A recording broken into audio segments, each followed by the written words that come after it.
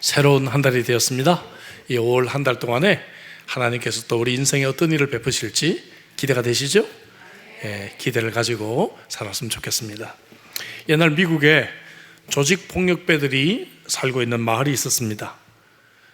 매우 악독하고 약탈을 일삼아서 참 주민들이 괴로웠지만 말 한마디 못하고 그렇게 살아가고 있었습니다.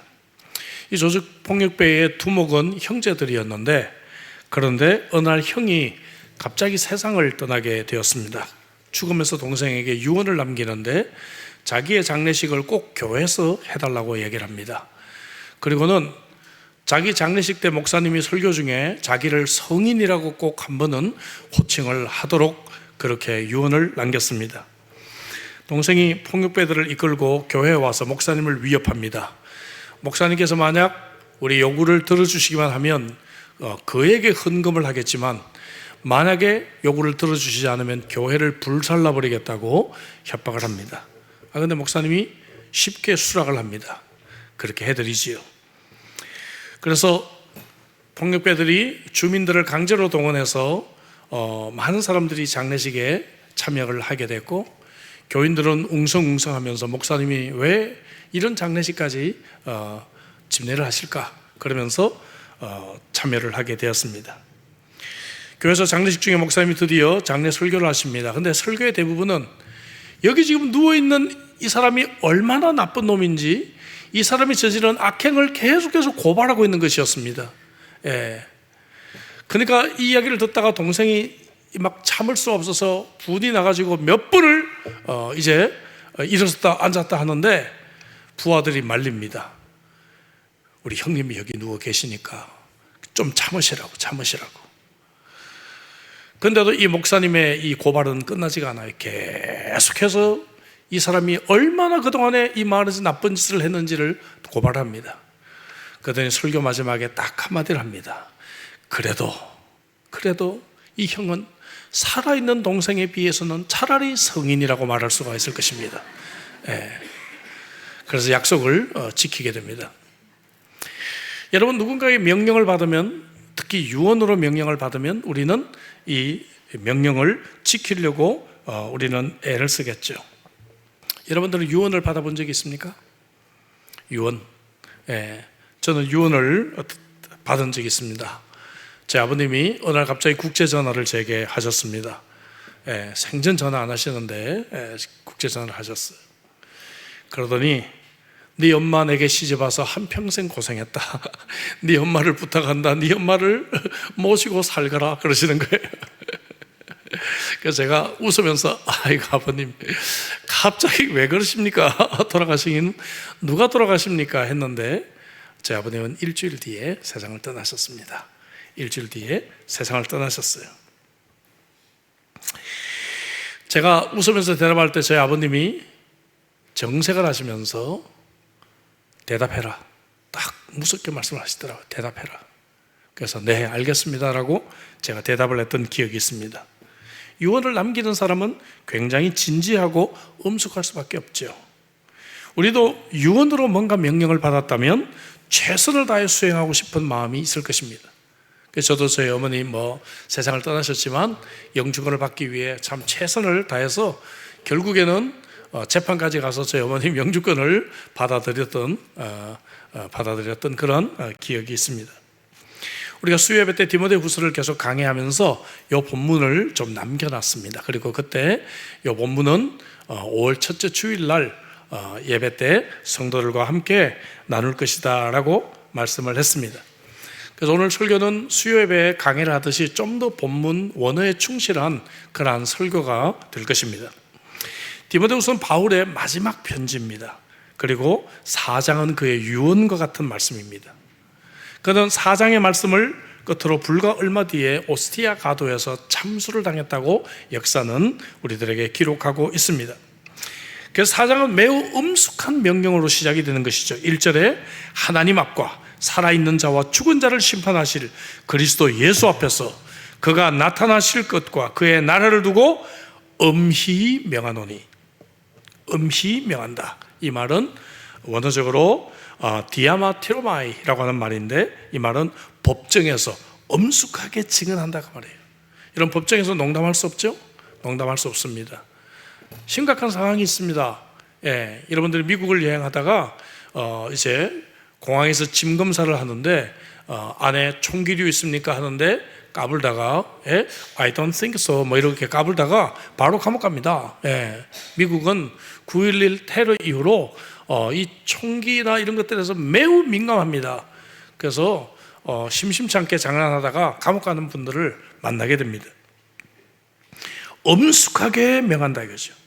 바울 사도가 이렇게 엄숙하게 명한 것이 무엇입니까? 2절 앞부분에 보니까 말씀을 전파하라는 것이에요. 말씀을 전파하라. 우리가 전파할 건 뭐라고요? 하나님의 말씀이에요. 말씀을 전파하라. 우리가 말씀을 열심히 배웁니다. 또 말씀 안에 거하려고 노력해요. 그런데 그것으로 충분하지 않고 이 말씀을 어떻게 하라고요? 다른 사람들에게 전파하라는 것이죠. 예수님께서도 승천하시면서 엄숙한 유언의 명령을 남기셨습니다. 마태복음 28장 19절 20절에 보니까 그러므로 너희는 가서 모든 족속으로 제자를 삼아 아버지와 아들과 성령의 이름으로 세례를 주고, 그 다음 20절 다 같이 읽을까요? 다 같이 내가 너희에게 분부한 모든 것을 가르쳐 지키게 하라. 볼지어다 내가 세상 끝날까지 너희와 항상 함께 있으리라 하시니라. 아멘.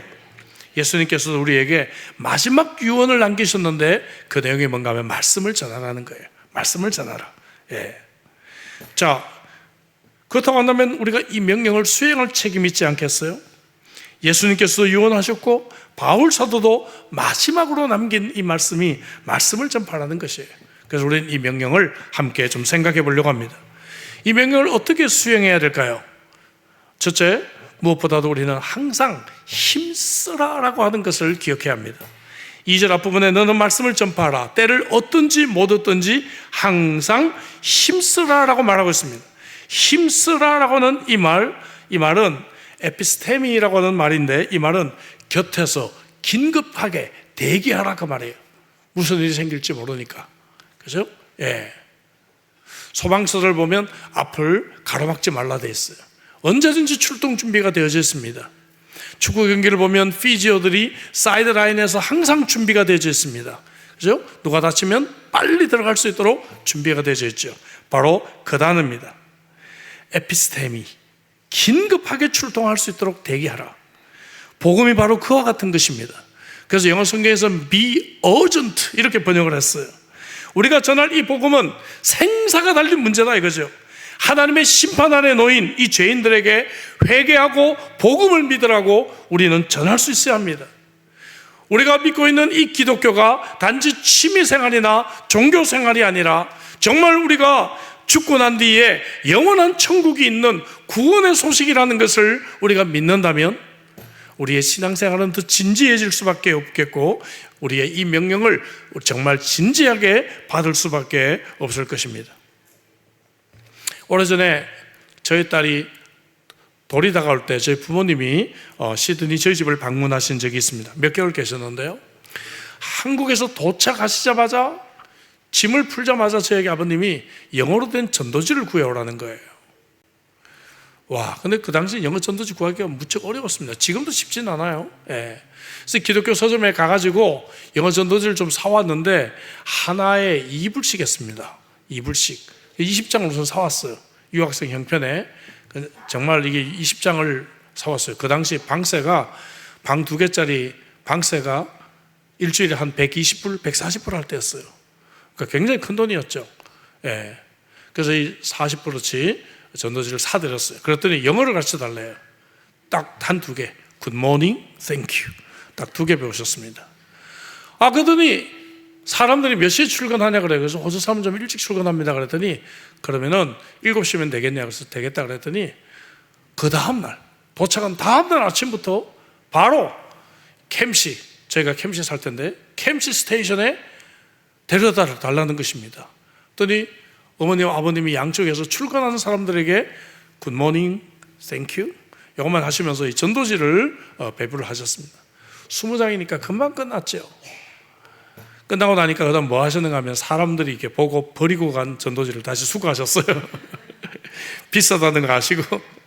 집에 와서 깨끗하게 또 이 전도지를 또 준비해 놓으셨습니다. 그러더니 호주 와서 쓰시려고 가져온 돈 200불을 꺼내셔서 전도지를 100장 사오라는 거예요. 100장. 그 100장을 또 사왔습니다. 100장을 사와가지고 다음 날부터 또 매일 전도를 하셨어요. 그래서 제가 아버님에게 말씀드렸어요. 아버님, 여기 몇 달 사실 텐데 여독도 좀 풀리고 전도지도 제가 좀 저렴한 거 좀 찾아볼게요. 그러니까 좀 천천히 좀 전도하셔도 좀 안 되시겠어요? 그랬더니 아버님이 그런 말씀을 하셨어요. 사람이 죽어가는데 어떻게 천천히 전도할 수가 있어? 그러셨습니다. 사람이 죽어가는데.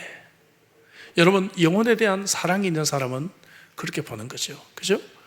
정말 하나님을 알지 못하는 영혼들이 죽음의 길로 가고 있다는 것을 보는 거예요. 그래서 전도는 일처럼 긴급한 것입니다. 그래서 2절의 때를 얻든지 못 얻든지 항상 힘쓰라고 우리에게 명령하고 있는 것입니다. 여러분들도 이 명령을 엄숙하게 받기를 주의 이름으로 축복합니다. 두 번째로 이 명령을 어떻게 수행해야 되는가 하면은 인내와 가르침으로 우리는 이 명령을 수행할 수 있어야 합니다. 2절 가운데 보니까 범사의 오래 참음과 가르침으로 해라, 이렇게 말씀이 되어 있죠. 예. 왜 오래 참아야 되는가? 여러분, 하나님을 모르는 사람에게 전도하는 것은요 매우 불쾌한 것입니다. 왜 네 종교를 내 입에 강제로 넣으려고 그래? 이런 마음을 갖고 있어요. 또 자기를 죄인이라고 말하는 이 기독교의 복음이 매우 거추장스럽고 귀에 거슬리게 들릴 수밖에 없는 것입니다. 우리는 영적으로 해석해 보면 정말 다른 영들이 지배하던 그 영혼을 하나님의 영으로 데려오려고 하기 때문에 영적인 싸움이 일어나는 것입니다. 그러니까 이 복음의 이 소식은 듣는 사람들에게 매우 불쾌함이 있고 복음을 전하는 자들이 핍박을 받을 수밖에 없다는 것입니다. 조롱을 당하기도 합니다. 공격을 당하기도 합니다. 그래서 우리는 인내하며 복음을 전해야 되는 것이죠. 디모데후서 2장 25절에 거역하는 자를 온유함으로 훈계하라, 이렇게 말하고 있잖아요. 그럴 때도 우리는 겸손하고 온유함으로 우리는 잘 참아야 되는 것이죠. 저는 목사라는 이유 때문에 손해를 보거나 양보를 해야 될 때가 있어요. 근데 목사라는 이유 때문이 아니에요. 사실상 드러난 그리스도인이라는 이유 때문에. 만약에 여러분들도 그리스도인이라고 하는 명찰을 다 달고 다닌다면 여러분들도 정말 세상을 살면서 많은 부분에서 손해를 보고 양보를 해야 될 수가 있습니다. 여러분들이 리버티 교회 권사람 명찰을 달고 있는데, 그죠? 예. 과일 가게 가서 싸우시겠어요? 그죠? 어떻게 하시겠어요? 예? 예. 그러니까 우리는 그리스도인이라는 이유 때문에 세상에서 복음을 가지고 있으니까 우리는 때때로 양보하기도 하고 우리는 손해보기도 할 수 있다, 그 말이죠. 인내해야 됩니다. 뿐만 아니라 가르치라고 했습니다. 이 복음을 가르치면서 전해야 돼요. 복음을 안 가르치면 복음을 알 수가 없어요. 여기 가르치다라는 단어가 헬라어로 두 단어가 있어요. 하나는 케리그마, 또 한 단어는 디다케라는 단어입니다. 이 케리그마라고 하는 이 단어는 복음을 모르는 사람들에게 복음을 설명하는 것을 말해요. 복음을 설명하고 가르치는 것을 의미합니다. 디다케라고 하는 말은 뭔가 하면 이미 복음을 아는 사람들이 세상에서 윤리적으로 바르게 살아갈 수 있도록 이들을 가르치는 것을, 교훈을 주는 것을 디다케다, 그렇게 말을 해요. 그런데 이 단어가 교차하며 쓰여집니다. 그래서 우리가 이 복음을 잘 설명할 수 있어야 된다는 것이죠. 전도 폭발이 그래서 중요한 것입니다. 우리 교회 전도 폭발이 있잖아요. 전도 폭발은 주님을 알지 못하고 복음을 모르는 사람들에게 복음을 설명하는 거예요. 우리가 전도하라 그러면 무슨 얘기 하냐면, 우리 교회 탁구대도 있어, 뭐 이렇게 전도하잖아요. 그죠? 우리 교회 점심이 맛있어. 어떤 분은 우리 교회 목사님 축구도 잘해, 뭐 이러면서 전도를 하는데, 저 이제 축구 이제 좀 은퇴 시기에 접어든 것 같습니다. 물론 그것이 하나의 동기가 될 수는 있을지 모르지만 그것이 복음을 전하는 것은 아니다는 것이죠. 알겠죠? 아이고, 나는 어떻게 이제 밥 먹여서 교회까지는 데려왔는데 교회가 책임져야 되지? 그것은 여러분들이 절반밖에 사역을 못한 거예요. 복음을 전파하는 것은, 이것은 바로 복음을 잘 가르칠 수 있어야 되는 것입니다. 이 복음을 잘 이해할 수 있도록 도와줄 필요가 있다는 것이죠. 나아가 세 번째로 이 명령을 다양한 방식으로 수행할 수 있어야 합니다. 어떤 사람은 한 가지 방식만 고집하는데 여러분, 사람에 따라 여러 가지 방식이 필요해요. 2절 마지막에 경책하며 경계하며 권하라, 이렇게 말하고 있죠. 복음을 이해하지 못하는 사람들에겐 지성적으로 어프로치를 해서 아까 말씀드린 복음을 잘 설명해 줄 필요가 있는 것이고요. 또 그리고 어떤 사람은 죄 가운데 빠져 있습니다. 이 사람들은 이 복음이 가지고 있는 윤리적인 면들을 그들에게 잘 알려줘서 이 사람들이 죄 가운데서 빠져나올 수 있도록 도와줄 필요가 있어요. 어떤 사람은 굉장히 심리적으로 어려움을 겪고 있는 사람들에게는 이 감성적으로 권면하고 이 사람들을 잘 인카리지해서, 그죠? 이 사람들에게 복음을 전할 문을 열 필요도 있습니다. 이렇게 사람에 따라서 다양하게 복음을 전해야 되고, 우리는 그런 면에서 복음을 전할 수 있는 기회가 언제인지를 항상 볼 수 있어야 하는 것입니다. 어제 저녁에 OMF라고 하는 국제선교단체 국제총재가 호주를 왔는데, 여기 선교 지도자들과 함께 디너 미팅이 있었습니다. 저는 어제 시니어 감사단체가 있어서 안 간다고 했는데 꼭 와야 된다고 몇 번 연락이 왔어요. 그래서 할 수 없이 저녁에 또 시니어 감사단체 마치고 급하게 교회에서 옷을 갈아입고 어제 참석을 하고 왔습니다. 조셉 창이라는 분이 새로 신임 총재가 되셨고요. 의사 출신으로 어려운 지역에서 사역을 하다가 싱가포르에 있는 본부에서 이제 사역을 하면서 이제 선교 지도자들에게 인사하는 자리가 되었습니다. 근데 이분은 원래 대만 사람인데요, 인사말에서 이런 말을 했습니다. 1990년대 중반부터 약 한 20년 정도 중국의 문이 열려가지고 많은 선교사들이 중국으로 갔고, 그리고 중국에서 여러 사역을 했는데 지금은 중국의 문이 거의 닫혔다라고 이야기를 합니다. 그러면서 하나님이 문을 열어주셨을 때 그때를 놓치면 안 된다, 그때를 놓치면 안 된다, 이 부분을 강조하는데 제가 굉장히 가슴에 와닿았습니다. 여러분, 하나님이 문을 열어주실 때가 있어요. 그렇죠? 문을 열어주실 때가 있습니다. 어떤 사람 평소에 연락 안 하던 사람이 갑자기 연락이 와요. 그러면 이 사람이 새정민 축제 앞두고 연락 오는 이유가 이 전도하라는구나. 우리가 참으로 그 기회를 포착할 수 있어야 됩니다. 사실 어제 모임에 제가 가게 된 것은 전임 국제총재가 이 켈빈 마라고 하는 분이신데요, 이분이십니다. 이 싱가포르계 호주인이신데요, 이분도 의사 출신입니다. 의사 출신으로 중국의 어려운 지역과 우리나라하고 제일 가까운 나라, 북쪽에 있는 나라 아시죠? N국. 제가 N국 그러면 아시죠? 우리나라하고 제일 가까운 나라, 그 나라에서도 이렇게 사역을 하시고 참 어려운 지역에서 평생을 헌신했던 의료 선교사 출신이에요. 이분이 이게 호주 디렉터로 일하실 때 저하고 친분이 있었는데, 2019년인가 우리 오카노 목사님 제자들이 모이는 이 칼렛 포럼이 6월달마다 있잖아요. 그때 싱가포르에서 하게 됐는데 제가 그때 좀 섬기게 됐습니다. 그래서 답사 갔을 때 제가 이분이 여기 있다는 것을 기억하고 국제총재로 계셨거든요. 그래서 이분 오피스를 방문을 했는데, 반갑게 인사를 했는데 하나님이 또 영감을 주셨어요. 와, 칼렛 포럼 마지막 날을 여기서 하자, 여기서. 그래서 협의를 해서 우리 칼렛, 우리 목사님 사모님들 마지막 폐 예배와 마지막 순서를 OMF 국제본부에서 하게 됐습니다. 그곳에서 하면서 선교에 대한 비전을 가지고 그 포럼이 끝나게 되었어요. 여러분, 이분이 5월 31일 날 TLC 중고등부 연합예배 때 설교자로 오십니다. 여러분, 학부모님들은 기억하시고 꼭 이날은 자녀들을 일찍 데려오십시오. 참 멋진 분입니다. 그래서 정말 이분을 통해서 우리 젊은이들이 좀 큰 도전을 받았으면 좋겠다, 그렇게 생각하고요. 2부 예배 때는 이분에게 인터뷰하는 기회를 좀 해서 좀 이분의 사역과 또 이분의 삶을 함께 나누는 시간을 가지려고 합니다. 의사로 섬길 수도 있고요, 식사를 대접함으로 섬길 수도 있고, 금방 호주에 도착한 사람 정착을 도와주면서 복음을 전할 수도 있습니다. 우리는 어떤 방식이든지 다양한 방식으로 이 명령을 수행할 수 있어야 됩니다. 내게 주신 은사를 돌아보고 또 내가 전도하고 싶은 사람의 형편을 돌아보면서 다양한 방식으로 여러분 이 명령을 수행할 수 있기를 주의 이름으로 축복합니다. 바울사도는 명령을 어떻게 수행해야 하는지 말하고 난 뒤에 이제 두 번째로 이 명령의 동기를 우리 세 가지로 설명을 합니다. 우리가 복음을 이렇게 전파해야 될 첫 번째 동기는 무엇입니까? 그것은 그리스도가 곧 나타나실 것이기 때문에 그리스도의 재림을 우리들에게 첫 번째 동기로 말합니다. 1절 볼까요? 하나님 앞과 살아있는 자와 죽은 자를 심판하실 그리스도 예수 앞에서 그가 나타나실 것과 그의 나라를 두고 의미 명한다라고 말하고 있습니다. 여기 나타나실 그리스도, 예수님이 오시기 때문에 이 기대가 있는 사람은 복음을 전하게 되지 않겠냐 그 말이죠. 여러분들이 아침에 일어났을 때 주님이 어젯밤에는 안 오셨군요. 주님 오늘 오실까요? 마치 신랑을 기다리는 신부의 마음처럼 설레이는 마음으로 오늘 하루를 맞이한 분이 계십니까? 주님의 이 오심을 기대하는 자는 당연히 여러분 복음을 전할 수밖에 없겠죠. 주님이 금방 오시는데 어떻게 내가 이 복음을 안 전해요? 그런데 여기 나타나실 그리스도를 말하면서 두 단어를 특별히 말합니다. 주님이 오시면 심판하실 것이다. 그죠?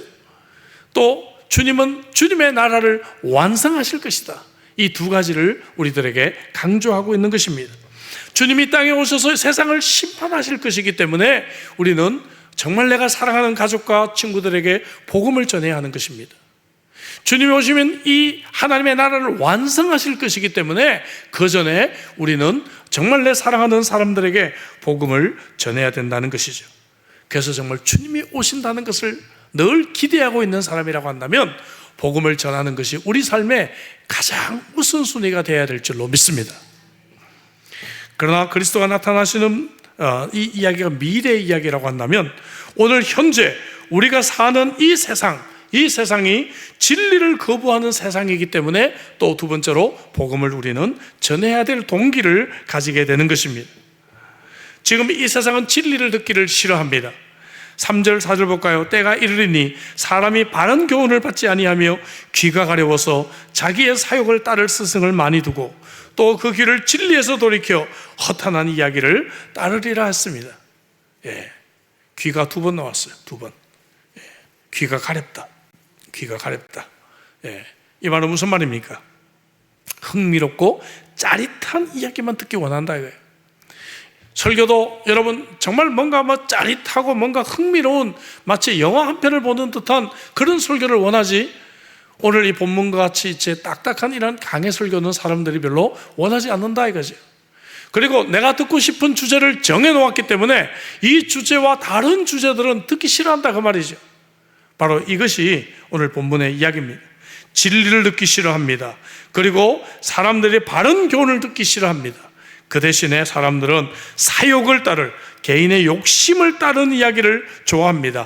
허탄한 이야기들을 좋아한다, 그렇게 말을 하고 있습니다. 얼마나 많은 사람들이 자기가 듣고 싶은 이야기를 듣기를 원합니까? 이러한 세상 속에서 오늘 우리는 복음을 전해야 된다는 것입니다. 내가 복음을 전하지 않으면 우리의 가족은, 우리의 자녀들은 세상의 허탄한 이야기를 들을 것입니다. 특별히 사춘기에 우리 자녀들 귀를 막고 있잖아요. 그죠? 귀를 막고 있어요. 부모의 얘기는 그냥 잔소리, 꼰대, 그러면서 귀를 막고 있습니다. 이 막은 귀가 어디로 열려 있는가 하면 오늘 이 본문 그대로 허탄한 이야기에 귀가 열려 있다는 것이죠. 이런 허탄한 이야기에 귀가 열려 있는 사람들을 향해서 우리가 복음을 전하지 않으면 누가 복음을 전하겠느냐 하는 것입니다. 우리가 바른 이야기를 해야 되죠. 그래서 5절에 보니까 그러나 너는, 여러분 바울의 서신 중에서 여러분 이 표현이 많이 나와요. 그러나 너는 수대라고는 헬라어입니다. 그러나 너는, 옆에 있는 분에게 가면 인사할까요? 그러나 너는, 그죠? 지금까지 이야기에 반해서 우리가 행동해야 된다라고 말하고 있는 것이죠. 두 가지를 말합니다. 하나는 신중하라, 하나는 직무를 다하라. 신중하다, 이 말은 원어적으로 네포라고 하는 말인데 이 말은 분별력 있는 맑은 정신을 뜻해요. 왜냐하면 세상에서 하도 의지로운 이야기들을 많이 하니까 분별력 있는 맑은 정신으로 복음을 전하라는 것입니다. 세상 이야기들이 얼마나 혼미로워요. 얼마나 정신없습니까? 요즘 건강에 대한 것들을 많이 보시잖아요. 근데 다 달라. 의사들마다 다 달라. 어떤 사람은 비타민C 고용량 먹으라고 하고요, 어떤 사람은 비타민C 3000 이상 먹으면 다 소변으로 나와 그러고 다 틀려요. 너무 많은 이론들이 세상에 많이 있습니다. 이러한 세상 속에서 내포, 분별력 있는 맑은 정신으로 복음을 전하라고 우리들에게 말씀하고 있어요. 또 한 가지 직무를 다하라. 이 말은 포레로포레오라고 하는 이 단어인데, 이 말에서 영어 단어 fulfill이라는 단어가 나왔어요. 여러분, fulfill이라는 단어가 뭐예요? 끝까지 수행하다가 말이죠. 복음 전하다가 그냥 중간에 그만두는 것이 아닙니다. 한두 번 그냥 식사 대접하고 눈치 봤다가 이 사람은 안 될 것 같아, 그러지 않는 것이죠. 끝까지, 이 사람이 정말 교회에 올 때까지 끝까지 최선을 다해서 우리가 복음을 전해야 한다는 것입니다. 그래서 아까 인내라는 단어가 나왔어요. 어떤 분은 전도하다가 막 화내는 분들이 계세요. 화내는 분들이. 막 자기 집에 식사 초대도 하고 선물도 했는데 새 생명 축제 안 온다는 거예요. 그러니까 막 화가 나서, 당신 그럴 수가 있어 말이야, 배신 때리겠어 하고 막 화를 내고 대판 싸우는 분들이 가끔 계십니다. 그래서 아까 인내가 나왔잖아요. 그런 것처럼 우리는 그런 경우를 당하더라도 우리는 끝까지 온유하면서 끝까지 복음을 전하는 이 사명을 감당해야 될 줄로 믿습니다. 마지막으로 선배들의 모범이 우리에게 동기가 됩니다. 우리의 신앙의 선배들도 이처럼 복음을 열심히 전했기 때문에 우리도 복음을 전하자는 것이죠. 바울은 그의 죽음을 6절 7절에서 표현합니다.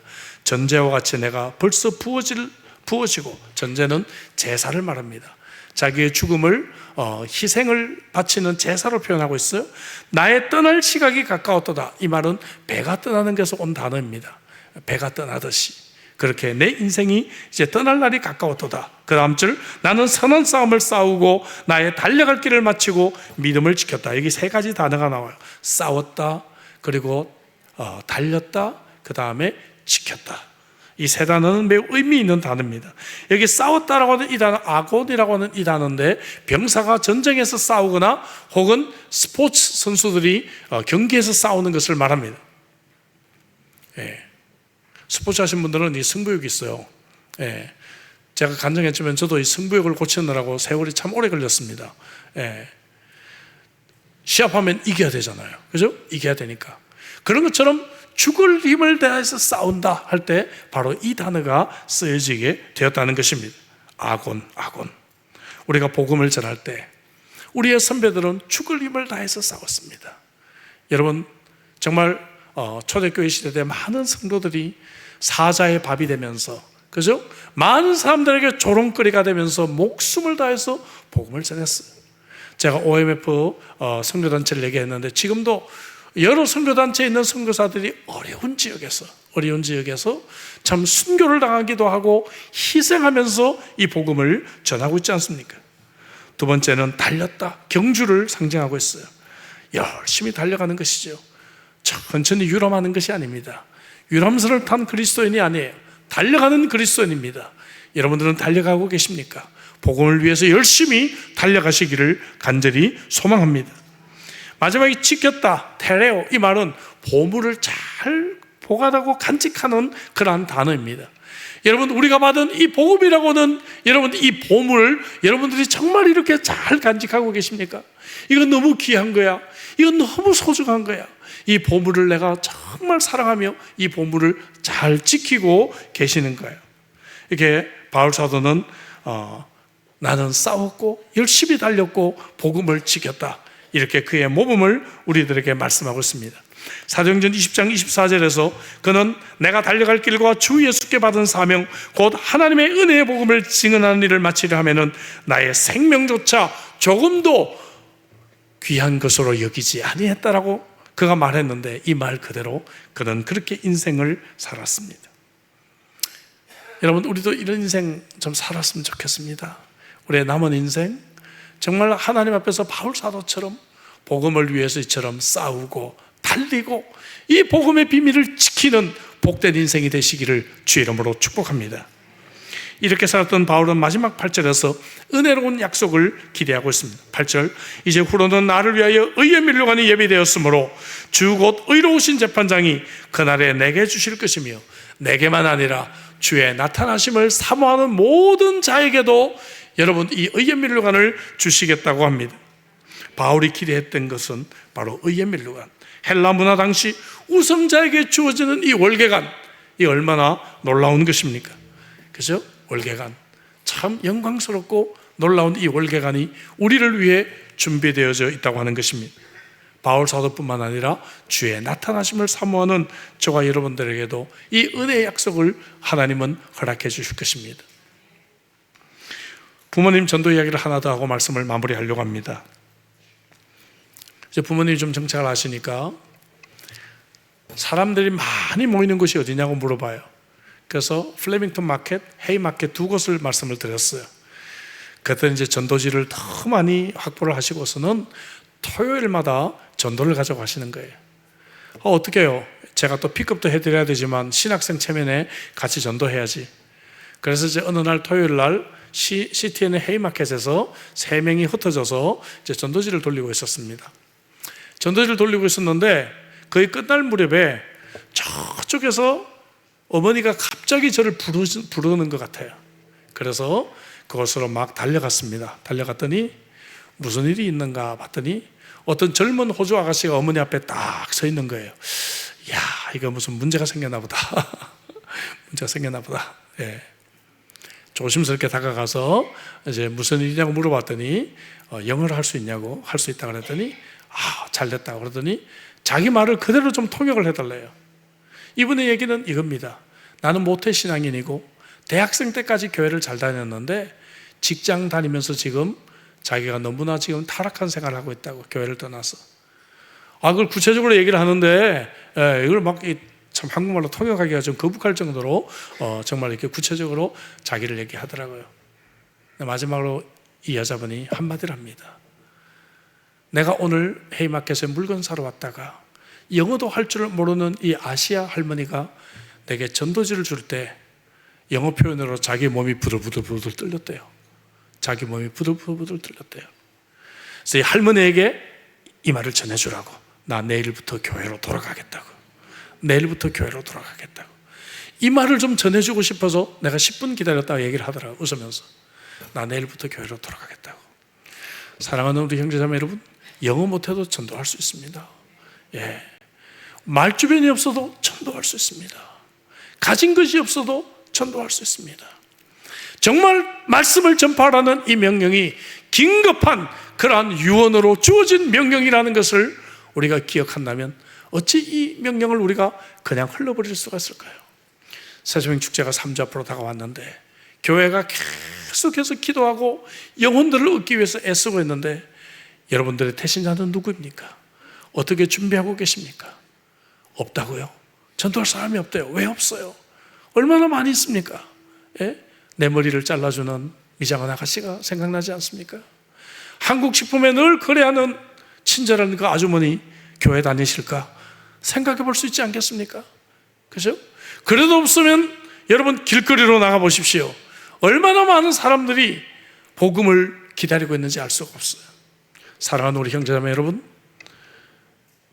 다음 주 우리 마지막 우리가 봉헌 때는 여러분들이 정말 마음으로 품는 태신자가 있기를 원합니다. 이름을 하나님께 적어내고 우리 공동체가 함께 기도하고 정말 이 새시민 축제를 통해서 우리 교회가 다시 한번 많은 영혼들이 돌아오는 그러한 은혜의 시간들이 될 수 있기를 주의 이름으로 축복합니다. 주의 말씀 가지고 우리 기도할까요? 함께 우리 기도하겠습니다. 말씀을 전파하라. 매우 단순하지만 엄한 명령으로 우리에게 주어졌습니다. 그거야 뭐 전도 은사 있는 사람이 하겠지. 그것이 아니라 우리 모두가 해야 될 엄한 유언으로 주어졌습니다. 여러분들의 사랑하는 주님의 유언을 여러분 그냥 들으시겠습니까? 오늘 이 말씀 주님이 다시 하고 계십니다. 복음을 전파하라는 것이죠. 예. 긴급하게 정말 긴급성을 가지고 복음을 전해야 합니다.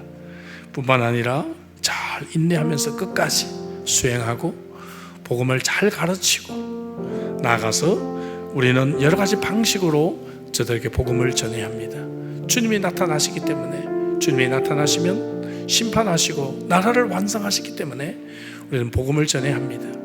지금 이 세상 우리의 사람들이 진리를 거부하는 세상이기 때문에 우리는 복음을 전해야 합니다. 우리의 신앙의 선배들은 목숨까지 드리면서 복음을 전했습니다.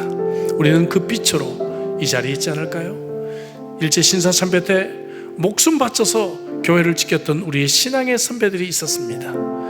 오래전 100여 년 전에 목숨 버려서 풍토병 걸려서 조선 땅에 묻혀가면서 복음을 전했던 선교사들의 그 사랑의 덕으로 우리가 이 자리에 있습니다. 오늘 주신 말씀 가지고 우리 한번 간절하게 기도하시오. 하나님, 나의 태신자는 누굽니까? 태신자를 찾게 하시고 다음 주에는 꼭 봉헌에 동참하게 하시고, 그리고 이제 3주 앞으로 다가온 새주년 축제 때 내가 초청하는 영혼들이 있게 하여 주옵소서. 간절한 마음으로 통성으로 기도하겠습니다. 기도합니다.